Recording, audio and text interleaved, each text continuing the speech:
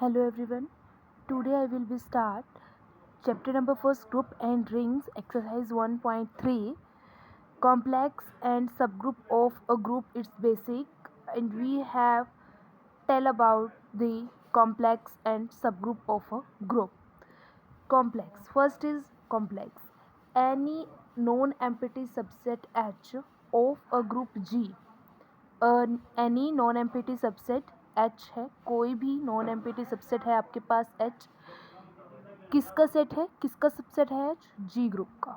जी आपके पास कोई ग्रुप है, जी का ही एक सबसेट। सबसेट क्या होता है कि जो एलिमेंट्स आपके जी के अंदर है वो आपके एच के अंदर भी होंगे। तो आपने कोई भी नॉन एम्पिटी सबसेट लिया है एच जी ग्रुप का, तो जो आपने ग्रुप का सबसेट एच लिया है ना, तो वो आपका कॉम्प्लेक्स बनेगा ऑफ ग्रुप जी के लिए। अंडरस्टैंड? कोई भी non empty subset H of a group G is called a complex of group जी।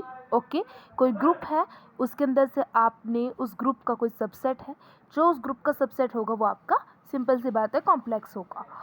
सब ग्रुप क्या होगा? सब ग्रुप में भी सेम कॉम्प्लेक्स वाला ही डेफिनेशन है, बस इसमें चेंज इतना होगा कि ग्रुप वही सेम कॉम्प्लेक्स वाला ही कि भी ग्रुप है कोई जी, उसका कोई सबसेट है एच, एक ये मतलब उसका कॉम्प्लेक्स होगा ना। अगर कोई ग्रुप जी है, उसका कोई सबसेट है एच, उसको हमने एच नेम दे दिया। ग्रुप जी है कोई, उसका कोई सबसेट एच है, उसको हमने एच नेम दे दिया, तो वो उसका कॉम्प्लेक्स हो गया। एच जो है वो जी के लिए कॉम्प्लेक्स हो गया। तो सब ग्रुप में सेम डेफिनेशन होती है कि भी कोई ग्रुप जी है, उसका कोई सबसेट एच है, तो कॉम्प्लेक्स है और उसके साथ एक कंडीशन और होल्ड होनी चाहिए सब ग्रुप में। यही इनमें बीच मेन डिफरेंस रहेगा। कॉम्प्लेक्स वाले में तो यही होगा भी ग्रुप है, ग्रुप का कोई सबसेट है, तो वो सबसेट उस ग्रुप के लिए कॉम्प्लेक्स बन जाएगा। लेकिन सब ग्रुप के लिए ये चीज़ चेंज हो जाएगी। सब ग्रुप के लिए चेंज में इतना आएगा कि ये चीज़ तो सेम रहेगी कि ग्रुप है, उसका कोई सब सेट है, कॉम्प्लेक्स है, उसके साथ साथ ऐड हो जाएगा बाइंड ऑपरेशन। जैसे फॉर एग्जांपल आपके पास कोई ग्रुप जी है, उसके ऊपर आपने प्लस का ऑपरेशन लगा दिया या माइनस का लगा दिया, और जो आपने नेक्स्ट उसका जो सबसेट निकाला है एच, लिसन केयरफुली कि भी ग्रुप जी था आपके पास, उसका कोई सबसेट लिया आपने एच, जी के ऊपर आपने कोई ऑपरेशन लगाया, फॉर एग्जांपल आपने एडिशन लगा दिया। ओके, तो वही ऑपरेशन आप सबसेट एच के ऊपर भी लगाओ, प्लस वाला ही, एडिशन का ही।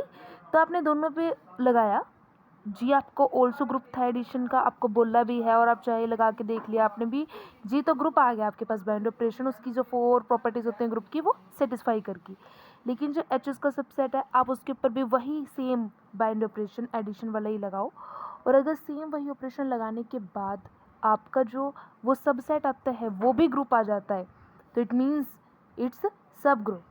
इसकी डेफिनेशन देख लेते हैं।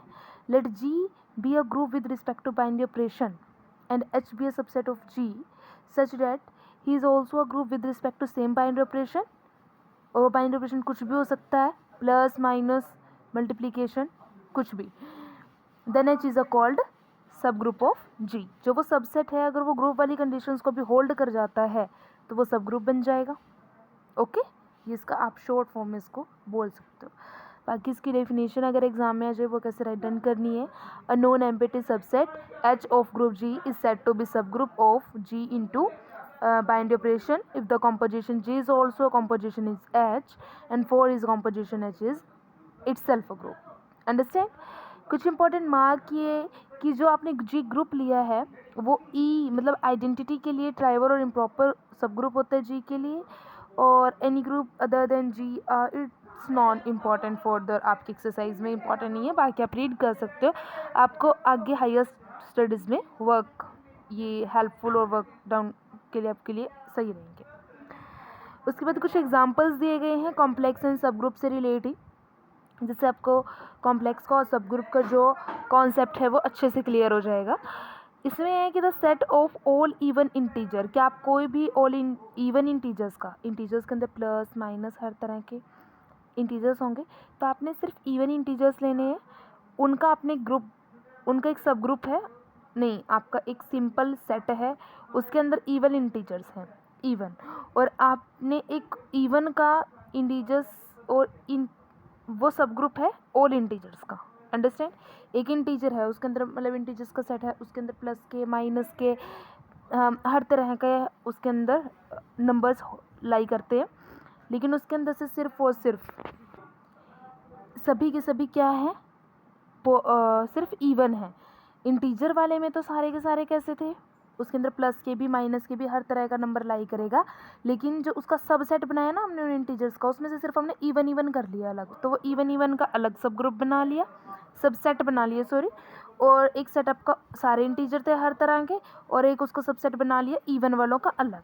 तो अगर उस एग्जांपल में हमें बोल रहा है कि अगर आप कोई इंटीजर्स का सबसेट इवन इंटीजर का लो, इवन इंटीजर्स का एक सब ग्रुप है इंटीजर्स की रिस्पेक्ट, इंटीजर्स का ही सब ग्रुप इवन इंटीजर वाला एक सब ग्रुप है इंटीजर्स का, और इसमें आपने एडिशन का बाइनरी ऑपरेशन लगाना है। और अगर आप इसके ऊपर एडिशन का बाइनरी ऑपरेशन लगाते हो, मतलब एडिशन के रिस्पेक्ट में एक बाइनरी ऑपरेशन लगाते हो, तो आपके पास जो सब ग्रुप की कंडीशन है वो होल्ड करेगा, मतलब कि इंटीजर्स एंड जो उसका आपने इवन इंटीजर का सब ग्रुप लिया है, इंटीजर भी एक ग्रुप होगा और जो इवन इंटीजर का सब ग्रुप है वो भी एक ग्रुप होगा। आप एक अलग से लेके भी चल सकते हो, मतलब कोई इंटीजर का सेट लो, उसमें से इवन इवन सेपरेट कर लो, देन फॉर प्रॉपर्टीज़ आप उस पर लगाओ, फॉर प्रॉपर्टीज़ आप इस पर लगाओ। तो ये एक सिंपल से आप लर्न भी कर सकते हो भी, अगर कोई इंटीजर्स है उसमें से आप इवन इवन इंटीजर्स को अलग कर लेते हो, देन उस पर एडिशन का कोई एडिशन की रिस्पेक्ट में बाइंड ऑपरेशन लगाते हो, तो आपके पास वो सब ग्रुप की कंडीशन होल्ड करता है, तो वो जो ग्रुप आप जो सबसेट लिया है वो भी आपका सब ग्रुप होगा।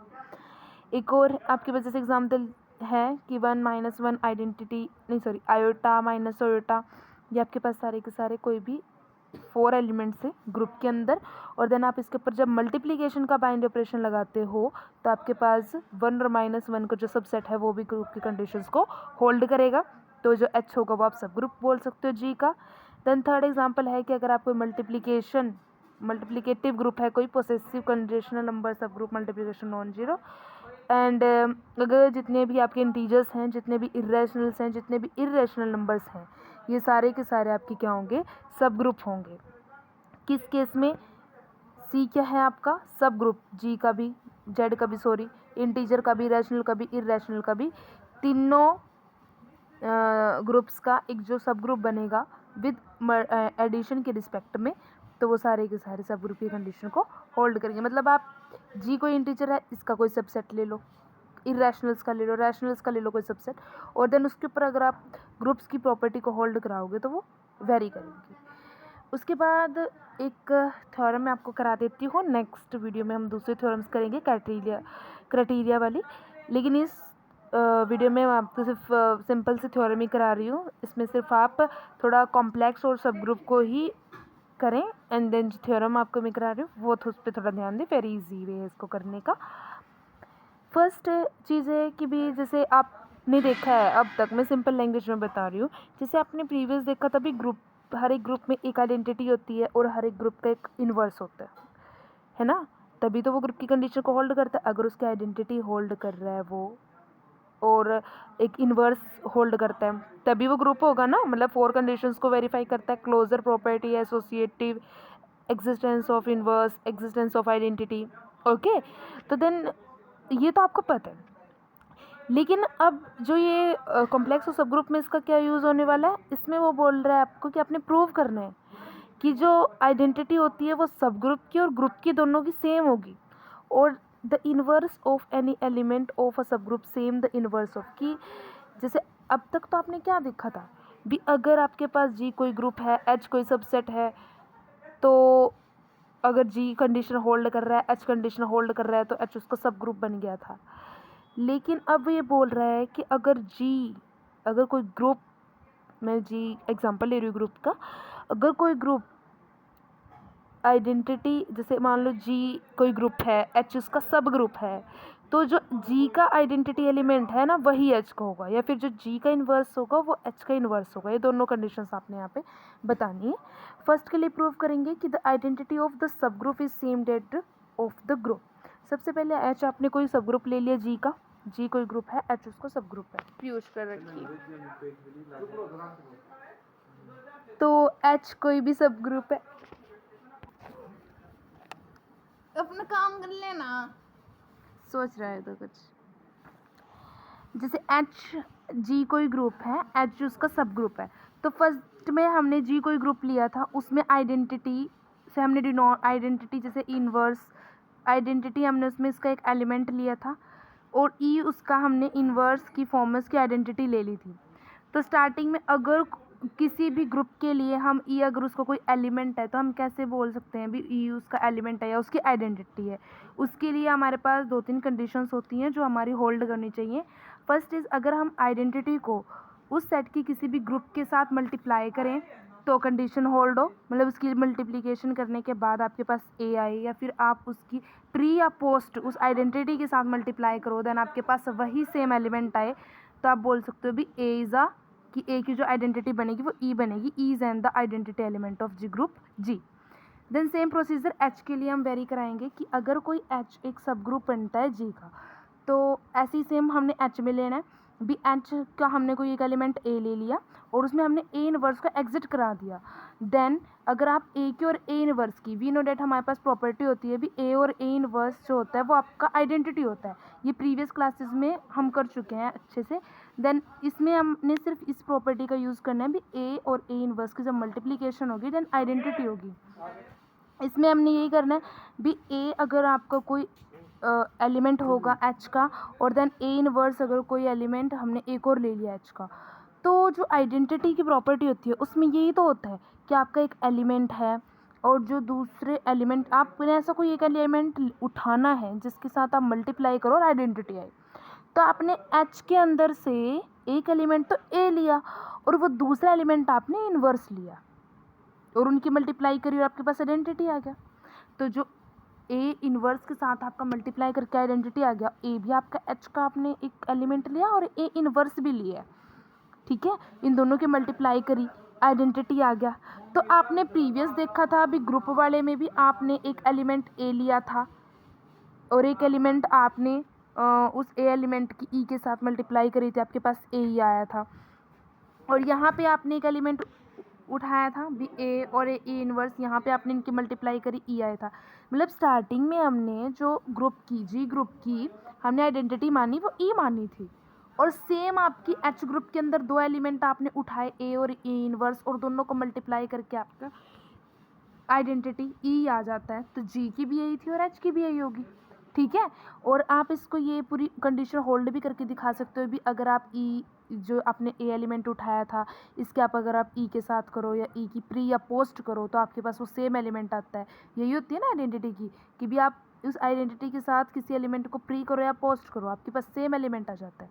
तो यहाँ पे आपका वही हुआ, आपने ए एलिमेंट जो उठाया था उसके साथ आप आइडेंटिटी की प्री करो या आइडेंटिटी की पोस्ट मल्टीप्लाई करो, आपके पास सेम आ रहा है।